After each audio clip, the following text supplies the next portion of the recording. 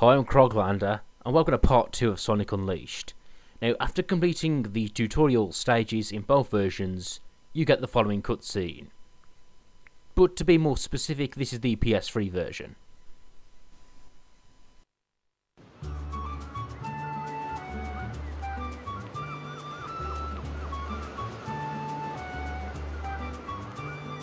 What do you figure that was all about?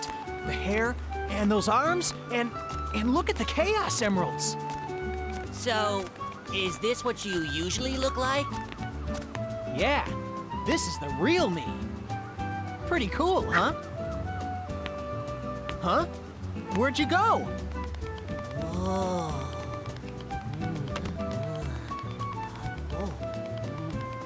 Looks good, don't it? Mm-hmm.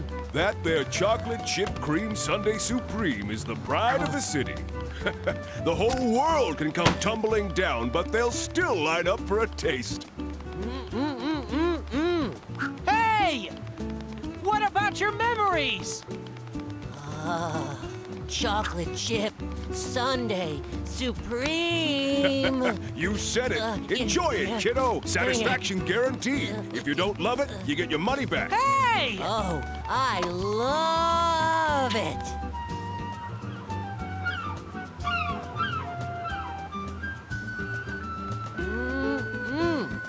Wow, this chip whatever stuff is great. If you say so. How about you give me a hand and help look for somebody who knows you, Chip? Chip? Gotta call you something, don't I? What do you think? Yeah, Chip. Chip. I love it. Yum. Now what do you say we start asking around and see if anybody here knows you? Okay. And with that cutscene out of the way, we are introduced to the hub worlds of Sonic Unleashed. These are essentially sort of free roaming mini levels which act as a hub for the actual levels. Now, these hub worlds have been seen in other Sonic games like Sonic Adventure and Sonic 2006, but I really like how they're done here because they're small, they're out of the way, they're also full of interesting characters, and I do like how these models, you see, aren't repeated. Like, each character has their own specific model, like these old people here. You don't see them again. Well, you don't see their models again, you do see the characters again.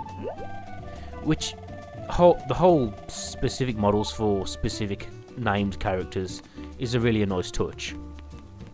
Now, I'll take a look at a Moon medal, and they do play an important role in the HD version of Unleashed. In fact, you need to collect them to access levels, and it can be quite a high number. Now, something I'll be doing in this LP is not showing you how to get all the medals, but showing you on screen how to get enough medals to complete the game. And that means essentially when I play the levels, I'll actually have to make an effort to collect medals, like go out of my way to find a medal hidden here and a medal hidden there. It's something I was really quite dreading when I was recording this LP, but it actually didn't turn out to be that bad. And I would like to give a shout out to another YouTube user called Sonic the Medals, who actually has made guide videos to show you where all those medals are, all the locations. He's made videos for this game, Sonic Unleashed, and also Sonic 2006. And I found them useful, and I just like to recognise him. Recognise his work, I should say. Now here we are introduced to the full levels, or the proper levels of the game. And I do really like this theme here, this level theme of Windmill Oil. I'm not too keen on the level music. To me, it kind of sounds a bit blandish, sort of like lift music. I'm not really a fan of it, but it's not bad.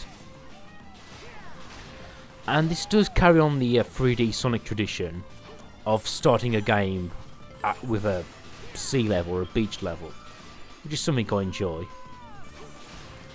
Yeah, and getting this Moon medal is a trick, but that's how you do it. You jump over that flying enemy and then boost onto the other tower.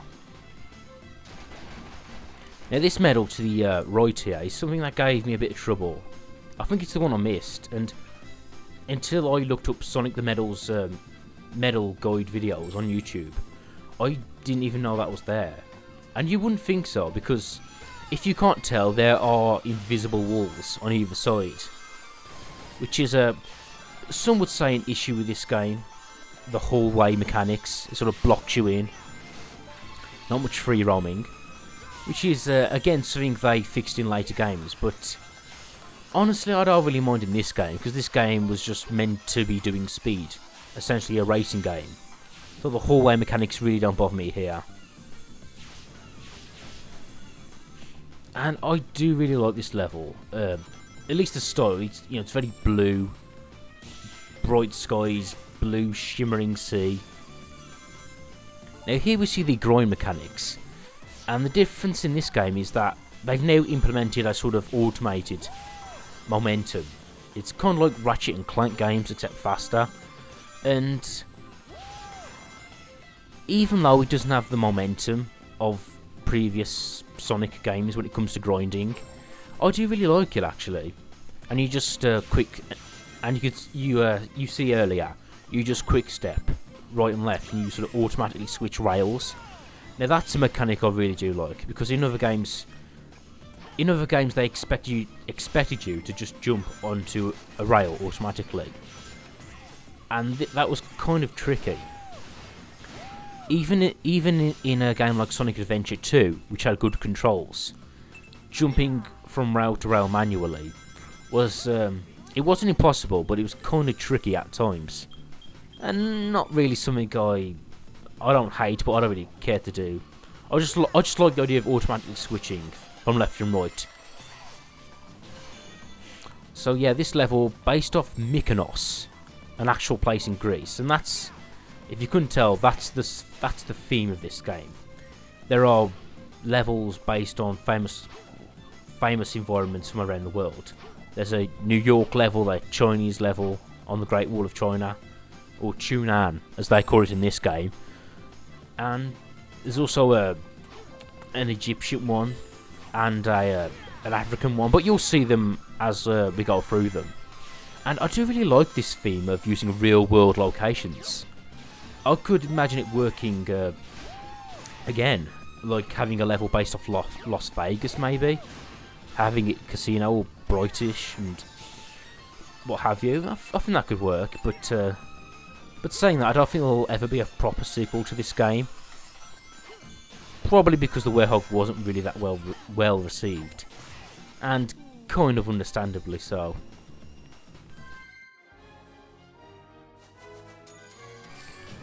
Got a B rank there, but at least I got all the medals. So, oh wait, no, what? Oh no, I did get all the medals. That it just showed how many medals I got from another run, from this run.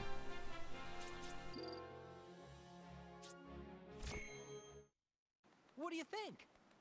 Yeah, Chip. And after completing the tutorial level on the PlayStation 2 version, you get pretty much the same cutscene. Two games, structured nearly the same. Now the PS2 version handles the hub worlds quite differently, in the sense that they don't. You don't really get hub worlds. You just get these sort of menu screens, which is kind of a disappointment, I guess, but as someone who plays both versions, I don't really mind, because I get my hub fix from the other version. Now, hub worlds, they have been used in Sonic games before, like Sonic Adventure and Sonic 2006, or Sonic Next Gen if you will, although I just tend to call that game Sonic 06. Now, hub worlds, they can be a divisive issue, because some people love them, some people hate them. You know, some people like to explore or have free range with the characters, and some people just see them as an inconvenience, something which gets in the way. Now, I'm definitely on the former side. I like hub worlds. I I like exploring, I like having free roam, and I just like having sort of a free space to play around with characters' abilities. Now, I can understand if you're in the other camp, if you don't like hub worlds. Like, for example, the hub worlds in 2006, Sonic 2006. Yeah, they were bland, and there wasn't much going on in them. I could totally understand why some people would find those hub worlds a bore, filler, if you will. Now, I did like the hub worlds in Sonic Adventure 1. I just love running around freely as Sonic, or Knuckles, or Tails in that game. That and the hub worlds in Sonic Adventure were interesting, essentially.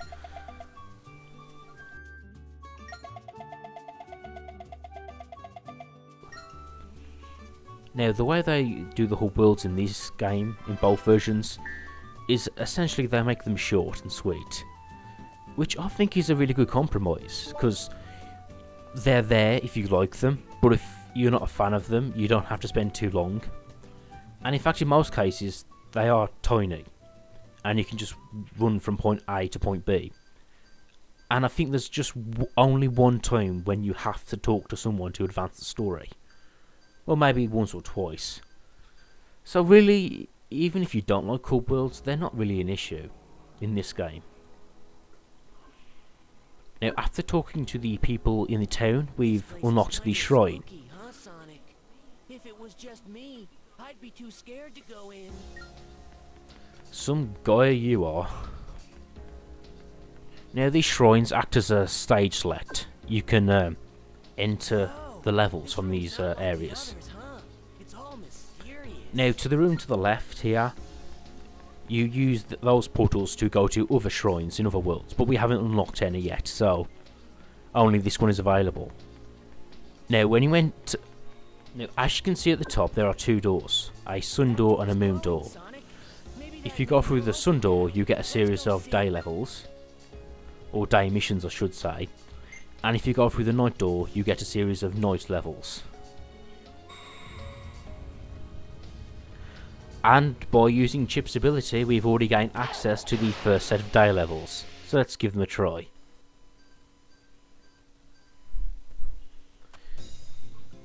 Now, when recording this LP, I was really looking forward to doing the day levels in the PS2 version, because I think they're underrated, I should say. And I say that because I think they're good, but I think most people don't even realise they exist. Because when they think of the Unleashed, they think of the HD versions. And I can't really blame them, because those were the ones promoted at various conferences and the like. But I do think these day levels are hidden gems.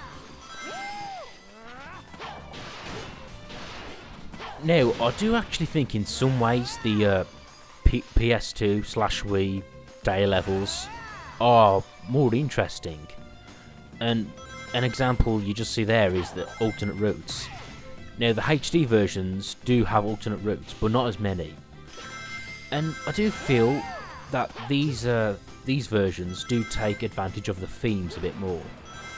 For example, right now Sonic is running across the white architecture. Just before that, he was running across the mountains, and soon you'll see him actually run around a windmill. And my point is, I think the PS2 version definitely makes use of these themes a bit more. Now, to talk about other differences between the two versions, or the versions of the versions, if you will, is that the PS2 and the Wii version are the same game in design-wise, but there is a big difference. One of them being, of course, the graphics. They're not vastly different, but yeah, the Wii version has far superior graphics to the PS2 version, which you would expect. But besides the graphical differences, the Wii and the PS2 version are pretty much the same. Like, I didn't think it was worth doing a comparison LP of all four versions.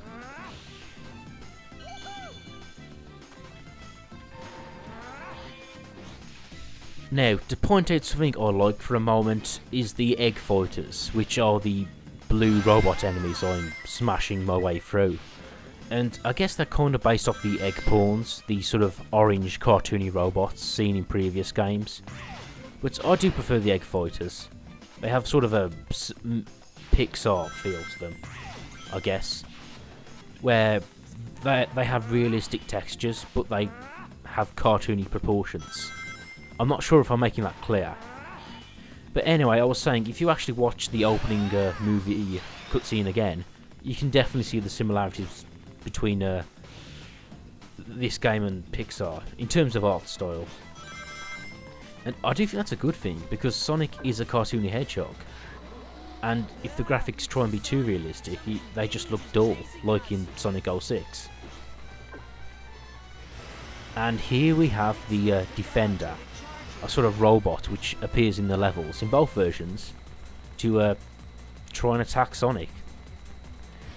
This does remind me of like the old days, the classic games, where they would give you a mini boss.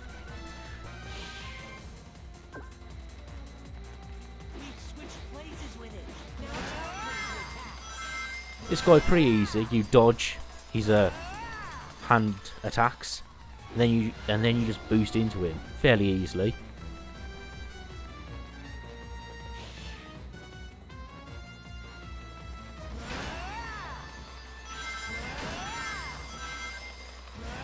And with that, he's out of there. Now, what I wish, what I think, what I really should say is what I wish would have happened is that the level ended once you defeated that guy, because I would have got an S rank, but now I have to run the rest of the way.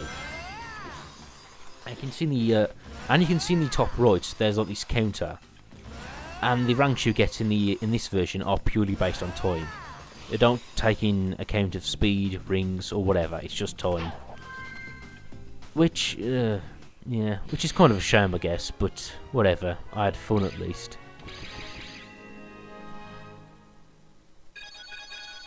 And this version also has medals, but you can see there, if you get an S rank, you get 3. If you get an A rank, you get 2 medals, and if you get a C rank, you get 1. Any rank lower than those, and you don't get any medals at all. But what I like in the PS2 version is that the medals don't really matter. You use them to unlock optional stuff, so you don't need to worry about it when completing the game. And you can see here now we've been issued a mission where they reuse a section of the level and make you play a mission. Very similar to Sonic and the Secret Rings. But you know what, I don't really mind. I've said this before, the day levels are fun, so I really don't mind these missions to get more gameplay out of it. Oh, look at this jump. Moon jump. I love that. I don't know what that was. Just a glitch, I suppose. But I do love that moon jump he does there. Quick time event. Now, what I do like in the PS2 version is that the quick time events are... I'm not sure if they're always the same buttons you have to press, but they do seem to have similar patterns that keep cropping up again and again. Whereas in the PS3 version, the quick time events are random each time, which can fuck me over quite a few times. But anyway, hope you've enjoyed it. Please join me again.